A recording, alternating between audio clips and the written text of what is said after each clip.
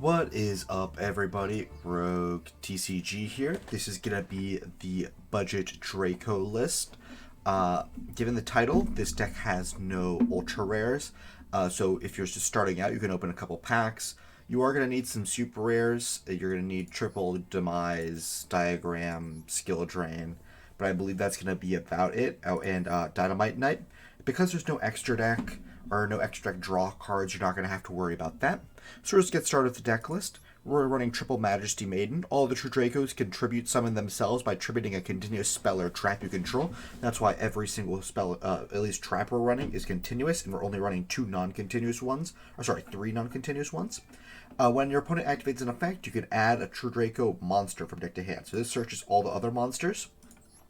Ignis Heat has the same summoning condition, and when an opponent activates an effect, you can add or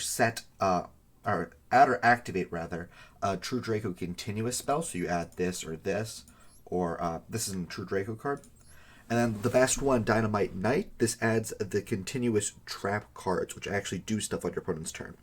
So that's going to be it for the monsters. If you have Ash or like other staples, you can put them there, and I'll tell you what cards you can replace with them. Next, we're running triple card of demise. We need card draw, and we're going to be setting our whole hand at the end of the turn. So, and since we're running such a low amount of monsters, it's just easy, like, 3 cards, you know. One Dragonic Diagram, it's limited to 1. All True Dracos gain 300 attack and defense. First time if they be destroyed by battle, it's not. And then once per turn, you can destroy a card in hand and add a True Draco or True King card from deck to hand. Which is really good. So this searches the entire archetype. True Draco Heritage, during the main phase, draw cards equal to the number of True Draco cards that was sent to the field to the grave this turn. And then all the True Draco continuous spells and traps have the effect where you can activate it and then immediately tribute summon a card. So it lets you get multiple tribute summons in one turn. And then when the spells are sent from the spell and trap zone to the grave, you can pop a spell or trap on the field. Disciples is like a pseudopod of Avarice. You can target 3 in the True Draco or True King cards in the grave, shuffle them, draw 1 card. And then it has tribute summoning and then the spell trap destruction. We're running double chalice for negation interruption on our opponent's turn. We're running triple skill drain. It's a continuous trap that we can turn off ourselves by tribute summoning over it. We're running triple summon limit. We don't summon more than 2 times per turn anyway, and we can turn it off by tribute summoning over it.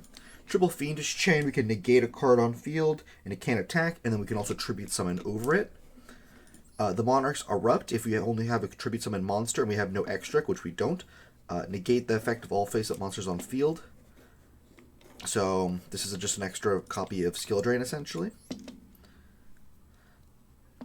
Triple Fiendish, not Fiendish, Fogblade. Fogblade is just kind of like a different Fiendish chain. It's also continuous.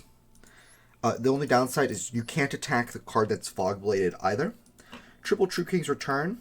If it's sent from the traps, when they're sent from the spell traps into the grave, it pops a monster, and then you can activate one of the effects per turn, but not in the same chain. You can target a True King in grave, special summon it, and you can't special summon for the rest of the turn, or you can immediately tribute summon. And then lastly, True Draco Apocalypse. If it's sent from the spell trap zone to the grave, target a card, destroy it. And then you can target 1 True Draco card you control, destroy it, and then half the attack and defense of all face-up monsters your opponent currently controls forever. And then the tribute summoning effect. So this entire deck revolves around you tributing the spell and traps, then popping your opponent's cards, and then you getting the advantage back by activating the effects of Dynamite Knight or Ignis Heat and shuffling them all back, so it's a continuous loop. I believe that's about it. This is kind of a shorter deck list. This deck is kind of cringe in my opinion. It's just Floodgates, Skill Drain, Summon Limit, Monarchs Erupt, Fogblade, Fiendish Chain.